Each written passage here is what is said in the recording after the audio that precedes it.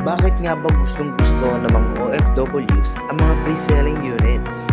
Ngayong araw, sasagutin natin yan para mas mabigyan ng impormasyon ang ating mga kababayan sa ibang bansa. Karamihan kasi sa ating mga kababayan na nagtatrabaho sa ibang bansa ay naghahanap ng investment.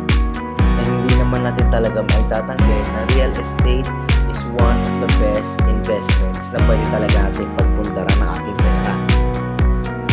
And pre-selling units are the most affordable type of real estate na pwedeng ma-acquire ng ating mga OFWs. Dahil doon, magkakaroon ng opportunity ang ating mga OFW na makapag-invest sa isang bahay o sa isang property without compensating the needs of his family. Bukod pa doon, talagang mas lalaki pa ang kikitain niya dahil nakuha niya ito sa pinakamurang halaga. And speaking of reselling na value for money, and talagang masasabi mong worth it na investment. Check out Sevilla Portway. Paano ko nasabi worth it? Sobrang ganda ng build quality and ng aesthetics. Tapos, very accessible na din sa Manila through Cavitex.